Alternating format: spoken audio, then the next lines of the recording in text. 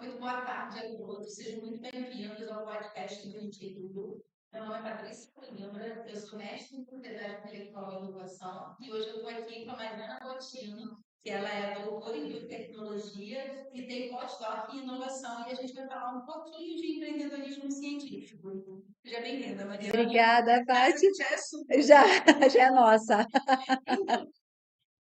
Então, conversar com você, né, querendo entender mais ou menos o que é esse empreendedorismo científico e o que difere desse empreendedorismo que a gente vê muita gente já batido na internet, todo mundo falando de empreendedorismo, mas qual é a diferença desse empreendedorismo que a gente vê massivamente para o empreendedorismo científico? Tá. Qual é a diferença? É uma boa pergunta, porque quando a gente fala de movimento de startups no Brasil, a nossa tendência é confundir e colocar tudo no mesmo bolo, né? Tanto é que até mesmo aqui no CBPF a gente ouviu já vários cientistas perguntando: mas a minha é uma startup convencional, ou então eu frequentei determinado ambiente de startup do ecossistema, não me identifiquei, não entendi.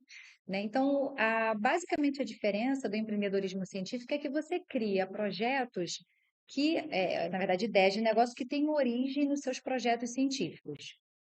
E aí, o projeto científico, ele, obviamente, ele está vinculado a um laboratório que é público, a uma universidade que é pública. Então, vem um grande questionamento aí de como é que você cria uma empresa dentro desse ambiente público, né? Com a segurança jurídica, né? Como é que você faz isso? Será que eu posso fazer isso ou não? Então, essa é uma das, eu acho que é a principal diferença. E a segunda diferença é que, normalmente, esses projetos científicos envolvem muita propriedade intelectual, né? Que é, na verdade, o assunto da semana que vem. Então, vocês fiquem ligados que aí a gente vai inverter a cadeira aqui. Vai ter dobradinha Patrícia e Mariana. É, então, envolve propriedade intelectual. Então, novamente, você está criando uma inovação que ele tem um vínculo com a academia e, obviamente, ele tem uma patente que pertence à universidade, né? Não pertence ao pesquisador ou ao inventor daquela inovação. Então, pertence à universidade.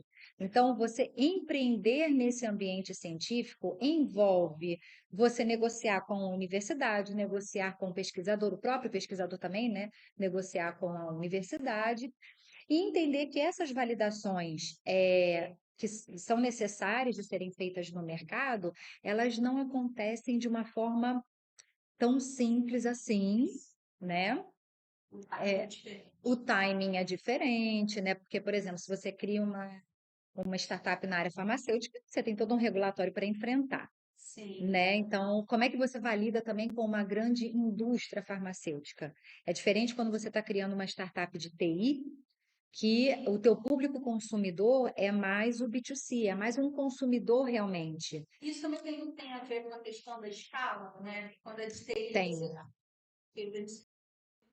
empreendedorismo, a questão do escalar, né? sim, E eu acho que essa diferença também sim. muito. Muito, aponta muito para isso, parte das startups no TI serem mais facilmente escaláveis. Então, até o investidor olha, obviamente, né, com mais olhos para esse tipo de empreendedorismo. Então, assim, não é impossível empreender, fazer o empreendedorismo científico, mas ele tem uma série de diretrizes e alguns pontos para você atravessar.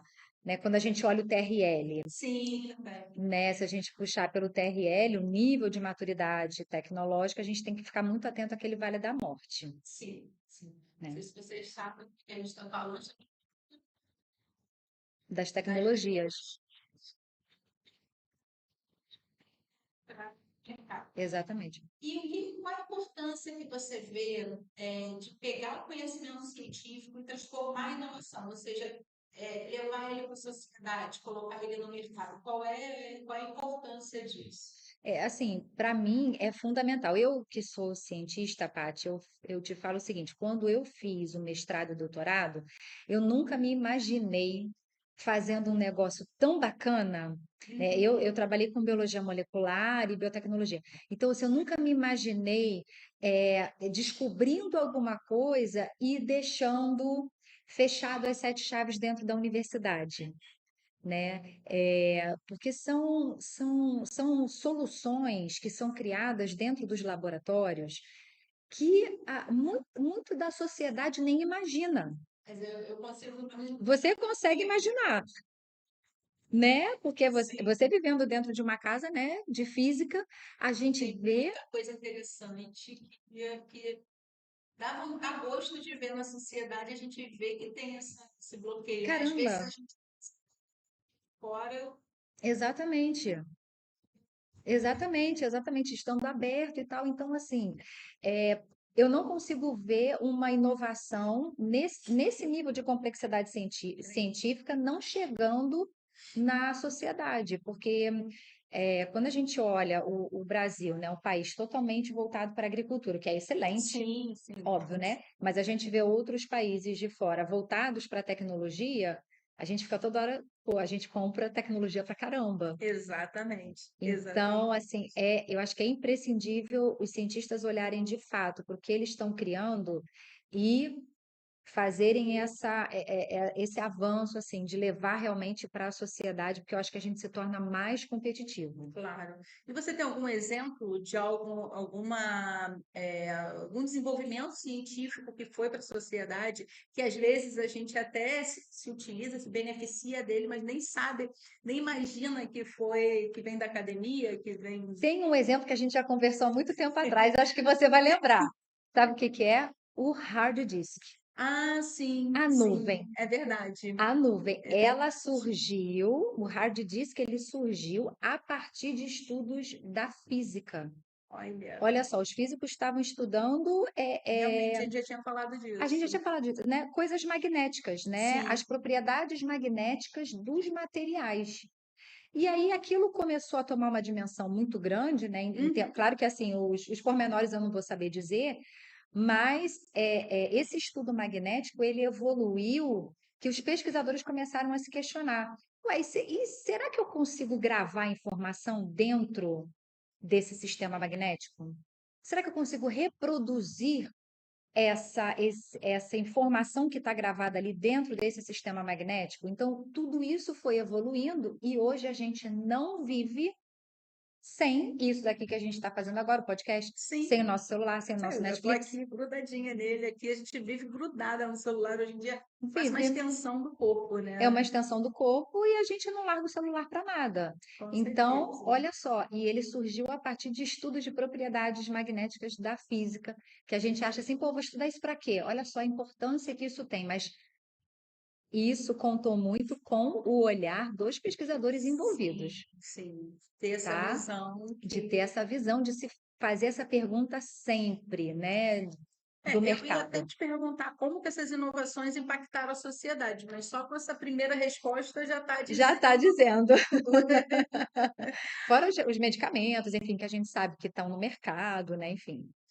Então, como funciona o empreendedorismo científico, Tá. né?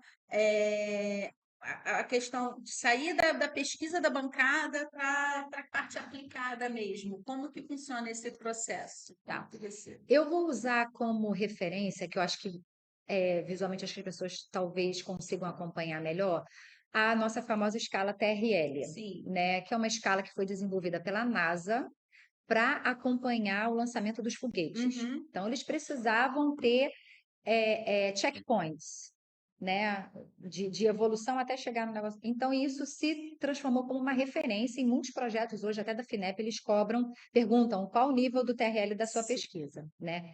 Então, são 9 pontos, a gente divide em 3 categorias, né? As 3 primeiras etapas são o conhecimento científico. É onde você questiona, faz as hipóteses, será que isso, será que aquilo, será que a propriedade magnética funciona para gravar alguma coisa ou não, né? Será que se eu utilizar uma molécula X com uma enzima Y, será que ela ganha mais velocidade, o corpo absorve mais ou menos, né? São os questionamentos Uhum. científicos normais que levam à produção do paper. Sim. E aí, num segundo momento, aí que é o todo Vale da Morte, que é o que a maioria dos pesquisadores não fazem, que é pegar essa tecnologia da bancada e fazer a validação do mercado. Então, uma coisa importante do empreendedorismo é você criou, precisa validar no mercado, que é o que a gente fala Precisa sair da sempre. bancada. Precisa sair da bancada, mas como é que eu saio?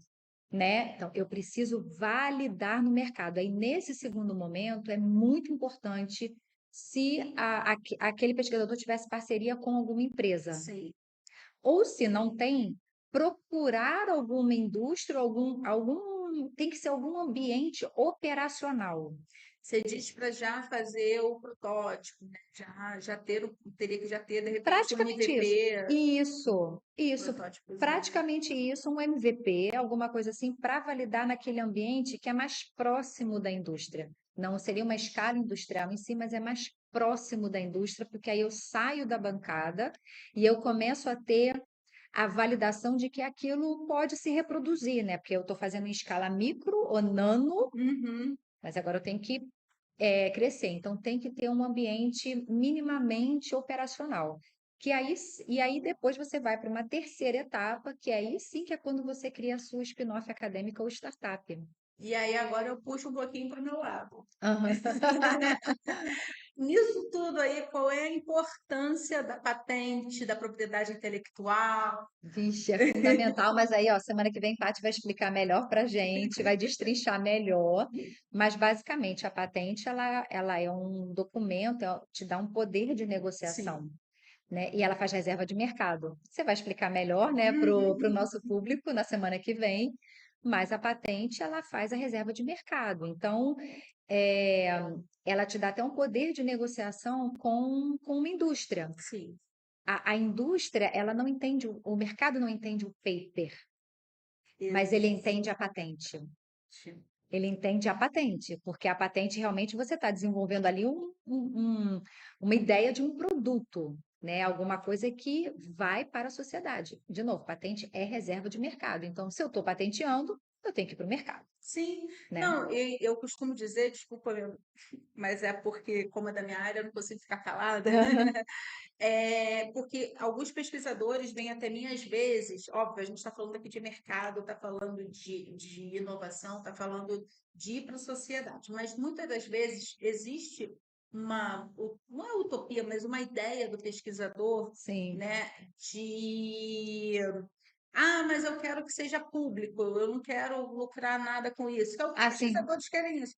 Então, não vou patentear, mas tem que tomar cuidado, porque a patente, por ser reserva de mercado, ele não patentear significa que qualquer um pode ter acesso. exato. Quando ele tem a patente, ele pode negociar, mas ele também pode impedir terceiros. Isso também é importante. Todo um spoilerzinho da semana que Spoiler para a vem. semana que vem. Então, olha só, já tá vendo que tem muito assunto, fora que tem outros tipos de propriedade intelectual, né, que a gente vai Sim, sim, se já conversar, aprofundar mais. que é como estratégia de mercado. Sim. Mas, a meu ver, ela é fundamental, é meio que uma chancela que você comprova para o mercado Uhum. que você, pesquisador, tem um olhar inovador. Sim, sim. Normalmente, Já aconteceu também do pesquisador, a patente dele ser uma patente fraca, mas o fato de ser uma patente atrai o mercado. atrai o Atrai o mercado, mercado. né? Quantas negociações a gente já participou, Uhum, né, entre empresários e pesquisadores, que a patente em si uhum. não resolveria uma situação específica da empresa, Exatamente. mas a competência do pesquisador chamou a Isso, atenção e aí isso. foi feita uma parceria que é fundamental de novo para atravessar aquele vale da morte que a gente estava mencionando aqui. E a ver também com essa questão de parcerias e Vale da Morte, acredito eu que seja a maior dúvida entre pessoas que estão começando a empreender é de onde tirar dinheiro. Oxi. Vou tirar É, do meu bolso, tem financiamento público, vou capital anjo não, como é que dá o nome? Investidor anjo, investidor desculpa. anjo, Investidor anjo, de onde que sai o dinheiro? Porque a gente sabe que qualquer empreendedorismo, né, é de risco, eu entendo assim, sim. e no científico acaba sendo um pouquinho maior esse risco, não? Muito maior, e aí por isso que o Estado ele precisa estar sempre presente, lógico, né, nesse Uhum. início de pesquisa científica, então, Somente nesse Vale da Morte, né? principalmente no Vale da Morte. E aí, Paty, acho que eu vou te falar, eu comecei nesse movimento a entender esse ecossistema de inovação lá em em 2015, já existia alguma coisa de empreendedorismo e de startups e de spin-offs acadêmicos, muito tímido, né? Porque as universidades, elas não entendiam muito bem o papel da lei de inovação, Sim. que também é um outro assunto para um terceiro podcast. Vai entrar na Tem muito nossa. assunto, Tem tem muito muito assunto, né? Então, a lei de inovação sempre ficou um pouquinho obscura nesse sentido, né? Então, assim, na época, em 2015, não havia tanto capital do governo disponível para as startups e para as Sim. spin-offs como se tem hoje. Hoje tem bastante. Tem muito, e principalmente a FINEP tem exercido muito esse papel. A FAPERJ aqui no Rio de Janeiro, né, Sim. com a gente, a FAPESP em São Paulo, entendeu? E as outras As FAPs FAPs, né? de geral Como dos um outros todo. estados, né? Mas a FINEP, principalmente, ela mapeou, sabe quantas startups no Brasil? Deep Techs. Existem 875, mais de 800. Mais de 800. Caraca, de Deep Tech. Deep Tech. Ali é uma coisa, Deep Cresce. Tech é uma coisa bem específica. Muito específica, então quer dizer, as universidades elas estão entendendo isso. Agora, como é que você acessa o capital? Voltando à sua pergunta, é realmente procurando inicialmente esses fundos não reembolsáveis. E nessa hora, como que você vê a importância da parceria, de repente, de uma startup estar vinculada a uma universidade ou um centro de pesquisa, enfim. Principalmente o Você empreendedorismo vê essa científico. necessidade de Sim. ter essa parceria. Eu acho fundamental, porque olha só, ela pode continuar desenvolvendo o protótipo dela, ainda que dentro do laboratório, mas ela continua, vamos dizer assim, protegida. Sim. Ela tem uma infraestrutura que possibilita a ela continuar ainda as validações, ainda que científicas, mesmo que ela esteja fazendo a validação no mercado, né? Às vezes ela precisa voltar um pouquinho e fazer uma validação científica. Então, a infraestrutura das universidades possibilitam isso. Né? Então, ter acesso às universidades, quem tem uma startup, né? Quem está desenvolvendo uma startup, ela é fundamental até também por conta dos editais de fomento, que às vezes são voltados para as universidades, mas que as startups podem se beneficiar também. E assim, hipoteticamente, sou uma cientista, tenho a minha área, tenho minha área de conhecimento.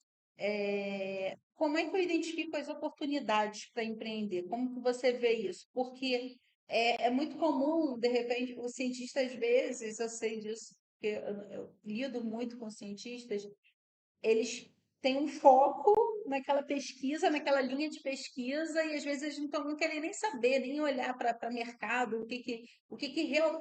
Óbvio, no futuro pode até ser muito valioso aquilo que ele está pesquisando, mas de imediato, porque eu imagino, por mais que tenha um time diferente, né? O empreendedorismo científico, eu entendo que o empreendedorismo precisa desse time de suprir ver as oportunidades, Sim, né? sim. Como é que a gente identifica essa oportunidade no mercado?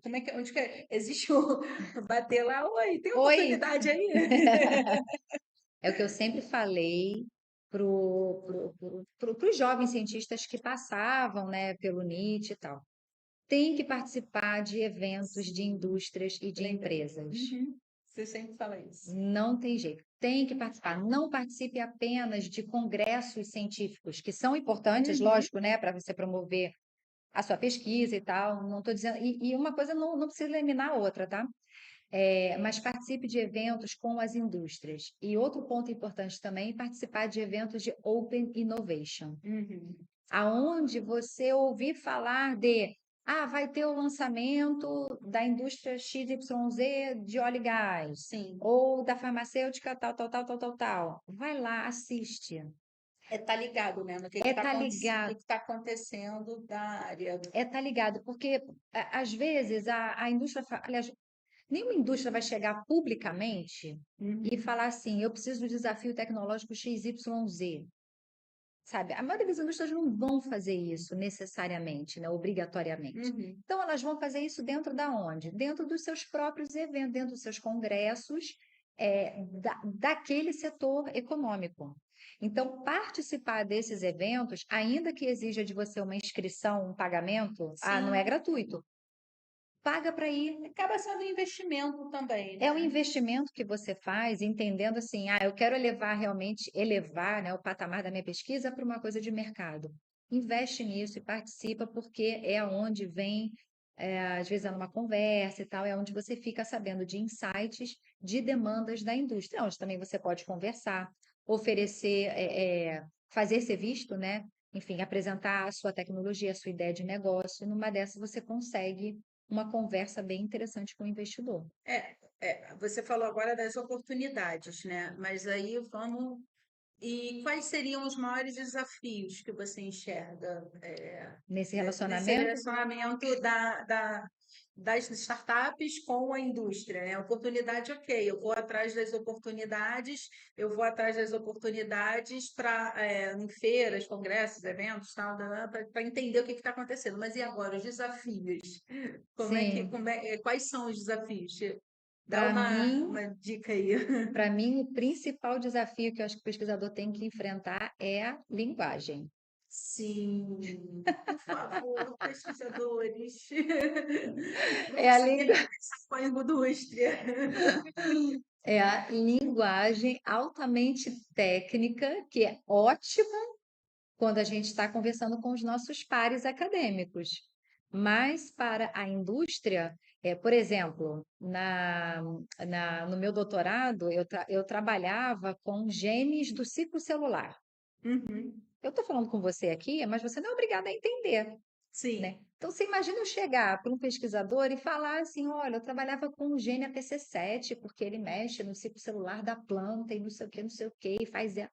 Ele não vai entender e pode ser que ele fique perdido, mas se eu entender que trabalhar com isso dá maior superexpressão e pode fazer aquela planta se tornar resistente a alguma coisa, ou então ela cresce muito mais, ela desenvolve mais biomassa, eu posso pegar essa palavra-chave e falar: eu trabalho com promovendo aumento de biomassa em culturas economicamente importantes. Isso você acha que seria treino? Se aprende a falar? Você aprende a falar, isso é treino. Se aprende a falar. A gente tem técnicas para isso, Sim, né? sim. No NIT-Rio, inclusive, né, a gente tem diversos cursos que a gente mesmo monta para treinar o pesquisador a falar, identificar as palavras-chave e ele adequar aquela linguagem que era puramente técnica para uma linguagem, vamos dizer, um pouquinho mais comercial, Aham. né? Mas que a gente sabe que vai alcançar aquele empresário. Além da linguagem, qual é a outra habilidade que você acredita que seja importante o empreendedor ter para conseguir sucesso?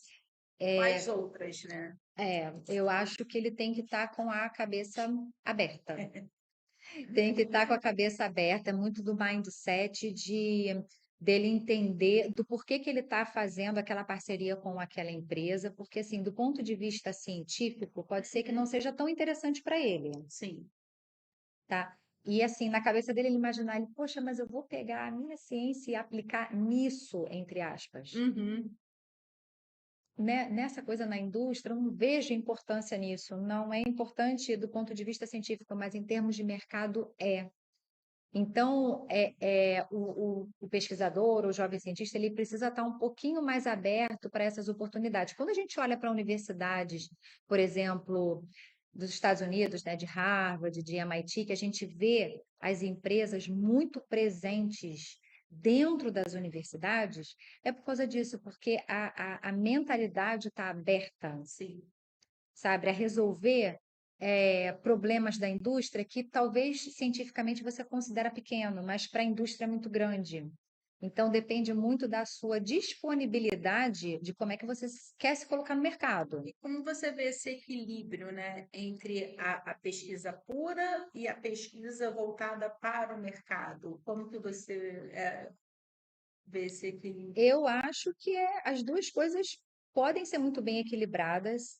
O cientista nunca deve deixar de fazer o papel dele, que é fazer ciência. Aliás, a ciência continua sendo o motor, né, de todo o país. É fundamental a gente ter ciência no país. E ele realmente equilibrar. Ele não precisa deixar de fazer, aí é que está o ponto. Ele não precisa deixar de fazer a ciência básica dele. Ele Uhum. não precisa deixar de ser cientista, nunca vai deixar de ser. Sim. Aliás, até, por exemplo, o jovem cientista que tem a necessidade, que tem a vontade, ou pesquisador tem a, né, de uma spin-off, ele pode muito bem criar uma spin-off, mas ele não vai deixar de publicar os seus papers, não vai deixar de ter os avanços científicos dele. Você fala tanto nisso, mas você acredita que exista uma barreira cultural, de repente, com relação tanto de um lado quanto do outro, né? Do lado da empresa, do lado do pesquisador? Existe também essa Tem. barreira cultural, né? Hoje em dia está diminuindo, tá? Porque eu acho que com tanto o movimento do ecossistema de inovação voltado para as deep techs, ele tem crescido muito. Então, as pessoas começaram a entender, de novo, novamente a lei de Uhum, inovação, sim. né? Que a gente vai falar nisso no próximo podcast. Começaram a O entender a marco lei de legal de inovação 2018, que foi crucial, crucial. Foi pra- crucial, isso aí. ajudou muito a Muita entender a coisa. lei, né? A entender a lei, como é que o pesquisador pode se relacionar com o mercado e, novamente, sem largar a ciência, né? E como você falou lá no início, mas eu queria que você falasse um pouco mais com relação aos desafios, né? Continuando falando sobre os desafios, com relação à burocracia e o tempo necessário para se fazer pesquisa. Como que funciona, como que é esse desafio no empreendedorismo científico? Tá, dependendo da área científica, por exemplo, se a gente olhar para uma área farmacêutica, é lógico que o desafio científico, né, o desafio de se criar uma spin-off é muito maior do que, por exemplo, a gente criar uma solução em física, né, ou Uhum, até talvez na área de química, né, depende também da área que você tá criando, né. É claro que eles demoram um pouco mais, até porque os órgãos de controle, os regulamentadores, às vezes eles infelizmente ainda funcionam como uma barreira, sim. né? Como um impeditivo, não só em termos de custo, mas também os órgãos reguladores precisam também entender essas inovações como sendo cruciais para a sociedade. Então, de fato, ainda existe, né, essa barreira, essa dificuldade. A gente conhece algumas Sim. startups na área de saúde que ainda estão patinando nesse Às sentido. vezes, por experiência que a gente conhece, né, não vou citar nomes, às vezes tem Não. até que sair um pouco da área da medicina humana para a medicina veterinária para reduzir esses regulatórios, né? Sim, Também é exatamente. estratégia também. Foi E aí, enquanto não estratégico. consegue a liberação para a medicina humana, vamos testando, vamos já aplicando aqui na medicina veterinária. Mas eu vou te falar, Paty, eu acho que esse movimento tá crescendo tanto no Brasil, que eu acho que em algum momento esses órgãos reguladores vão começar a Sim, olhar precisa. para essas inovações e criar alguma solução. O INPI criou uma solução, Sim. por exemplo, para patentes verdes, para Uhum, acelerar o processo, não é? isso. Então, eu acho que esses órgãos, eu acho que está caminhando para isso em algum momento. E quais são as áreas que você acredita da ciência, né, que tem mais oportunidade agora, nessa nova leva de movimento da ciência? Quais são as áreas que você imagina para si? É, olha, eu acho que toda área ela tem a sua importância, mas a gente tem uma abertura muito grande de mercado para a inteligência artificial. Eu imaginei. Eu fiz a pergunta Já imaginando. que é o boom do momento, É o né? Nós boom, tivemos o Prêmio Nobel de Física, né? Que foi sim, na área de inteligência artificial, então eu imagino que é a oportunidade do momento. A computação quântica não fica para trás. eu concordo com você, apesar de achar que ainda falta um pouquinho. Falta, mas quem já tiver antenado Sim, já está à e frente. começar os primeiros desenvolvimentos, já vai sair na frente, né? E para mim, a biotecnologia que É o seu xodó, né? é além de ser o meu xodó, mas na verdade ele é o xodó do Brasil, né? Porque Sim, sim, as sim. principais deep techs que existem atualmente no Brasil estão vinculadas à área de biotecnologia, as principais soluções. E a biotech que ela cresce assim exponencialmente já há bastante tempo. E Então, como que você vê, assim, que a gente está falando de coisas mais atuais, como inteligência artificial, biotech, tecnologias quânticas, a questão climática, as oportunidades para pesquisa, empreender com pesquisas voltadas para essa situação climática que a gente está vivendo, esse caos sim, que a gente está vivendo hoje. Como que você Nesse enxerga essa sentido, área? Tem oportunidades? Você tem. consegue... E tem muitas oportunidades, inclusive até no nosso, um dos primeiros podcasts aqui, que o Ah, é pessoal verdade. pode Sim, acompanhar, né, sim, sim. na nossa página. Você vai poder ver uma série de desafios que as indústrias de energia já estão de olho. Uhum. Então, novamente, ainda que sejam soluções, que você esteja criando alguma solução muito em nível de bancada ainda, a indústria também já pode estar olhando para o que você está desenvolvendo A gente viu muito essa corrida, né, na pandemia também, né? na Também pandemia. teve essa coisa, a quantidade de startups que nasceram na pandemia também, questão de oportunidade, né? A gente Sim, até fez, se você vai lembrar, óbvio que você vai lembrar, a gente fez logo no início da pandemia um hackathon online. foi. Quantas ideias Foram maravilhosas 1000 projetos. voltadas para a Covid-19 Sim, para resolver problemas, né, tanto sociais quanto de sim, saúde. sim. Foi bem interessante e a gente recebeu bastante projetos É. que, inclusive, vingaram, né? Foram em torno de 1000 projetos, Paty, que a gente, olha só, que a gente acompanhou. E qual é o papel desse empreendedorismo científico na economia, nas economias regionais? Como que você vê? Porque a gente não tem como falar de empreendedorismo e não pensar também nessa parte da economia, né? Porque Sim, faz a roda girar. Então, sim. como que você enxerga esse papel do empreendedorismo? Eu acho que é fundamental o empreendedorismo, uma vez que se a gente pensar na quantidade de doutores, mestres e doutores que são formados todos os anos nas universidades do Brasil todo, Uhum. a gente sabe que não tem lugar para todo mundo. Sim, infelizmente. Não tem lugar, não adianta, né? Vai prestar concurso público e tal, mas é uma vaga, 2 vagas que se abrem e tal. Então, assim, aonde que você vai utilizar todo o seu capital intelectual que você tem investido aí 10 anos? Aonde que você vai investir? Sabe? Então, não deu para fazer concurso público, não conseguiu passar como pesquisador, considerem abrir uma startup, Sim. né? A gente tem tanto recurso, novamente, a gente tem muito recurso, principalmente da FINEP, voltado para os cientistas, Uhum. né? Para as soluções que o cientista desenvolve. Então, para mim, isso só dá mais possibilidade de emprego, de renda. O empreendedorismo, ele vem muito com isso, lógico, né? Uhum. Vem carregando muito isso.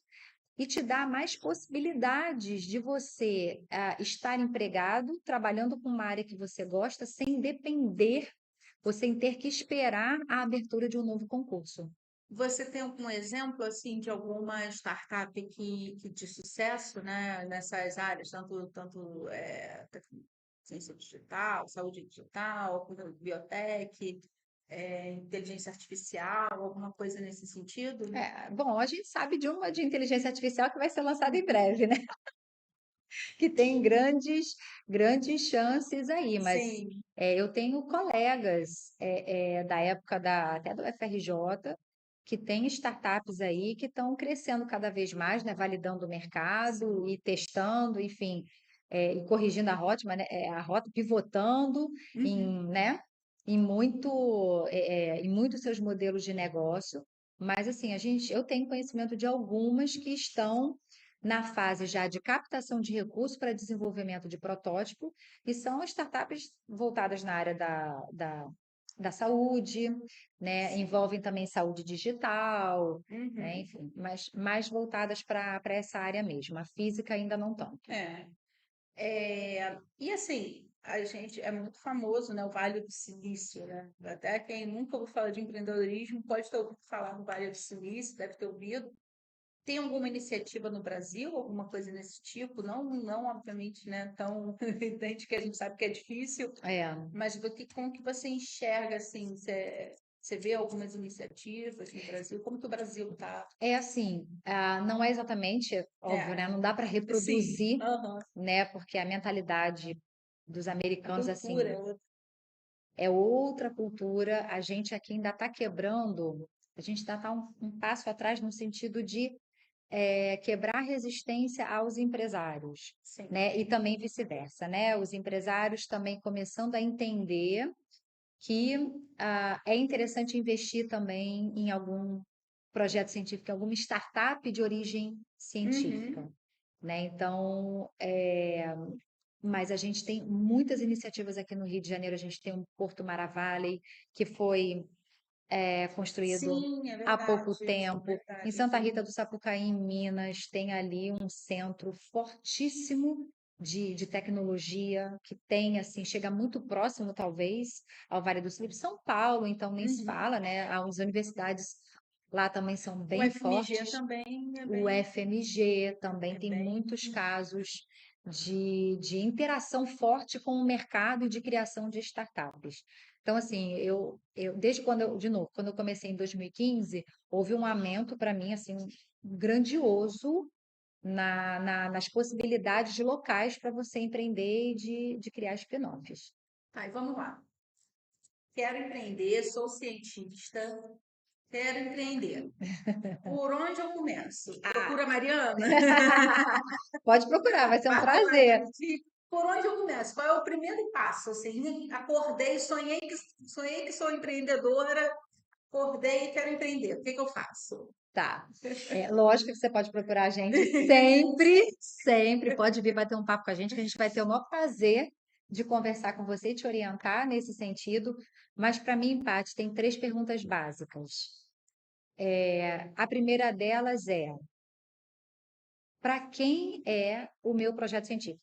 Uhum. Olha para o teu projeto científico e se pergunta: qual mercado que eu atendo com isso daqui? Para quem? Mas olha com um olhar crítico mesmo. Uhum. Para quem serve isso daqui? Né? A segunda pergunta é: como é que o mercado resolve esse problema hoje? Sim, E isso é uma pergunta que nem todo mundo faz, é verdade. porque na ciência a gente tende a criar as coisas, né? Eu estou criando, eu estou desvendando as questões científicas, eu estou fazendo artigo científico, mas eu nem sei como é que o mercado pensa sobre isso. É. Aliás, essa para mim seria a pergunta principal. Como é que o mercado resolve esse problema E eu hoje? vou além, tem muitos cientistas, é impossível eu estar aqui falando de ciência e não falar de propriedade intelectual, né? Tem muito cientista que começa a pesquisar até sem saber se aquilo já foi pesquisado. Exatamente. A gente tem casos assim. Tem muitos casos. Então, às vezes também, eu quero empreender, tenho uma ideia, mas isso já existe. Uhum, E você só não correu atrás, você sim, não entende. Porque eu entendo que você entender como está o mercado, além de você criar novas soluções, você não cria soluções já existentes, você cria exato. soluções novas. Sim. Então, eu também vejo grandes oportunidades aí. E essa pergunta, ela é crucial porque, assim, às vezes, na verdade, a primeira pergunta, né, Uhum. para quem esse projeto, né, você acha que resolve, né, esse problema? Que às vezes você está mirando em um e, na verdade, é outro setor. Então, a terceira pergunta seria: como é que eu faço para validar isso daqui? Aí entra uma coisa muito importante que eu acho, né? Eu queria que você falasse um pouquinho também com relação à sua rede, né? O seu networking. Qual é a importância que você vê do cientista que quer empreender ter um networking, seja com empresas, seja com outros cientistas, porque eu imagino que um cientista não é super-herói, não consegue fazer tudo sozinho, então ele precisa de parcerias. Sim. Como que você enxerga a importância desse networking no empreendedorismo científico? Sem o networking, não adianta nenhuma startup vai para frente. Não vai, não vai para frente, porque você pode até ter desenvolvido aquela solução, né, por conta própria, né, você e tal, beleza, mas um dos desafios, na verdade, que eu acho que o cientista acaba enfrentando é saber montar uma equipe multidisciplinar. Então, não é só trabalhar, por exemplo, se você é um pesquisador na área da física, não só trabalhar com físicos, né? Se você é um pesquisador da área da biologia, não trabalha só com biólogos, né? Você precisa ter, dependendo do escopo do seu projeto e fazendo essas perguntas que eu fiz aqui agora, para quem é esse teu projeto, você chamar essas competências interdisciplinares para agregar. Então, para isso você precisa ter networking. Então, para isso você precisa sair do seu prédio, do seu laboratório, sabe, participar de Sai da outros eventos, casinha. sai da casinha, né? Uma das validações, né, uma das frases mais importantes do Steve Blank, Uhum. né, que é um renomado autor do Vale do Silício, ele tem um livro chamado Manual do Empreendedor, ele fala, dentro do escritório só existem teorias. Sim. Vá para fora validar a sua ideia. Vá para fora, vai para a rua, né? Vai para os outros eventos. Então, se o cientista ou empreendedor, enfim, não entender que ele precisa estar em outras rodas de conversa, é muito difícil ele conseguir avançar com a ideia dele. A gente falou que até eu comentei, né, com relação não sabe fazer, tem como aprender. Sim. Então, assim, a gente até vê algumas opções existem cursos, né, programas para aprender a ir para a rua, para perder a vergonha. Sim. Como você conhece algum curso? O nosso. Só sim. Mentira. Mas Não, temos um curso bem bacana de aprender a fazer essas sim. validações, a desenhar modelo de negócio. Como é que Uhum. você olha para o teu projeto e tira um modelo de negócio dali? É um desafio. E o principal para o cientista, como fazer um pitch? Eu acho que é um dos maiores desafios do Isso daí, de cientista. novo, ó, Pegar apresentação comercial. acostumado a defesa de tese que dura 6 horas, fazer em 3 minutos. Fazer um pitch de 3 De minutos. 3 minutos. Está acostumado a falar sobre ele durante 6 horas, 5 horas. Exatamente, exatamente. Então, é um desafio muito grande. Agora, brincadeiras à parte, mas a gente lá no NIT Rio, a gente está estruturando esse curso que a gente vai inaugurar no ano que vem, né? Um ambiente, um ensaio, uma incubadora que tem toda uma trilha de conhecimento, justamente para ele ir tirando essas cascas, né? Vai pegando o projeto, vai transformando em modelo de negócio, enfim, até ele chegar no pitch, né? Aprendendo a fazer validações de mercado. Mas claro que, assim, as universidades, no geral, têm os núcleos de inovação tecnológica, no geral, tem também, né, esse tipo de formação. O Sebrae tem esse tipo de formação, também voltada para o empreendedor. Eu sempre falo, né? Quando procuram a gente lá, e é de uma outra instituição, eu sempre falo, ó, procura o seu NIT, o seu Núcleo de Inovação Tecnológica, É, que desde da Lei de Inovação lá, Lei de Inovação lá em 2007, 2004, 2004, lá em 2004. 2004, as instituições de ciência e tecnologia, todas, são obrigadas a terem um NIT, Exatamente. né? Então, é óbvio, a gente está aqui, a gente recebe todo mundo, mas nada supera o NIT da É. sua própria instituição. E também, assim, não impede, por exemplo, do empreendedor, do interessado, fazer um curso com Sim, a gente, enfim, isso as não. trocas, isso daí não tem Até nada a porque ver. não são nem todos os NITs, acredito que poucos dão esses cursos, né? O foco do NIT não necessariamente é esse, mas Exatamente, é sempre bom dar uma pesquisada. exatamente. E pitch, continuando falando assim dos Do pitch, pitch. dá um spoilerzinho aí do curso. Diz aí algumas dicas de pitch, muito rapidinho, só para a gente ter Dica de pitch? dica de pitch. Qual seria? Diz aí uma dica de pitch. Ai, ai, ai, ai, ai, ai. Uma dica de pitch. Nossa senhora, resumir. Olha só, né? Até para eu resumir isso é difícil, Dicas. né? O que que você entende que seja aquela coisa assim, principal que um pitch tem que ter? Para ser um pitch de sucesso, para conseguir ter sucesso e conseguir, desculpa, vender a sua pesquisa. Tá, eu acho que assim, o empreendedor ele tem que estar preparado para dizer qual é o problema muito rapidamente e qual é a solução que ele desenvolve. E por que que a solução dele é a melhor que tem no mercado, né? Qual é o diferencial competitivo dele? Se ele conseguir entender essas três coisas e rápida, para usar isso, até num pitch de 1 minuto ele fala. Aham. Até Sim. em 1 minuto ele pode falar isso, né? Sim. Olha que eu não estou falando nem do dinheiro. Eu não estou nem dizendo que é obrigatório ele saber quanto de dinheiro que ele precisa, não num primeiro momento. Uhum. Mas assim, se eu estou ali, se eu estou de cara com um empresário, eu tenho que saber dizer qual é o problema, qual é a solução que eu vendo e meu diferencial. Eu acho que ele sabendo falar, estruturar isso muito rápido, ele já ganha. Se ele souber falar em 30 segundos, melhor ainda. Uhum. Sim. Então, Sim.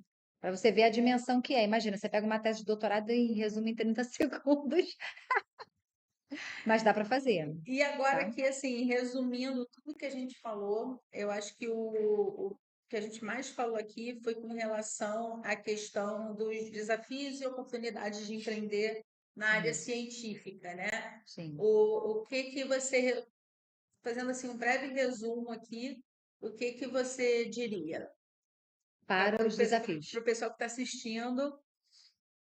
Quais são os desafios, resumidamente, os desafios e as oportunidades de se empreender na área científica?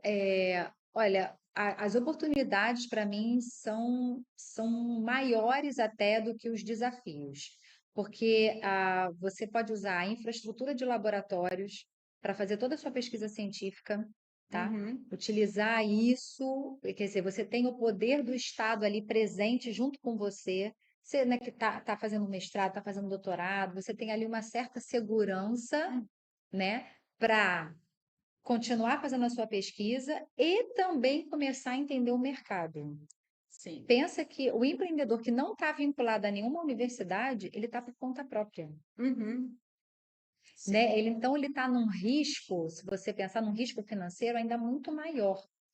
Então, existe isso, tá? Tem um desafio, lógico, né? Que Sim. não é fácil você transformar uma pesquisa de bancada num negócio, mas existe uma oportunidade que eu vejo, que eu digo que é muito maior, de você aproveitar esse momento em que você está fazendo as suas validações, está no seu mestrado e doutorado, para você aproveitar desde já a aprender a olhar para o mercado e as oportunidades que estão por aí, porque as indústrias de óleo e gás, as indústrias de energia estão de olho nos desenvolvimentos tecnológicos que têm origem na ciência.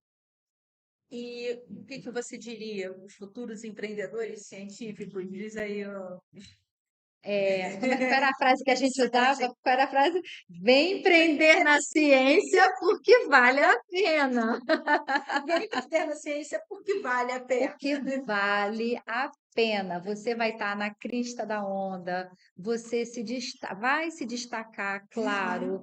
E, de novo, em algum momento, uma indústria, um mercado, ele vai olhar para você com diferença. Sim. Então, você vai se destacar, né? Porque tem até. Eu já frequentei eventos que as pessoas perguntavam para mim: gente, cadê os cientistas aqui nesse evento? Tá todo mundo curioso para saber onde é que estão os cientistas com essas coisas tecnológicas que estão sendo desenvolvidas, né? Então, vem empreender na ciência porque vale a pena, sim. Bom, então eu queria agradecer, Mariana. Obrigada. Obrigada. Você já é de casa, né? Já, já, gente. De qualquer forma, obrigada por compartilhar com a gente esse conhecimento. Dizer que semana que vem aí eu A vou gente estar troca de lugar? sigam a gente no nosso canal, né? A gente tem tá agora com essa programação de podcast no YouTube, MIT-Rio, MCTI, e nós temos também o nosso Instagram, nosso LinkedIn, Aqui dali é o e-mail? o site do NIT também. Que tá aqui embaixo, né? Que É, a pessoa coloca aqui é. embaixo. E é isso. Acompanhe a gente, que a gente está 2025, a gente quer trazer bastante novidade para vocês. Isso daí. Um abraço, até o próximo. Tchau, tchau.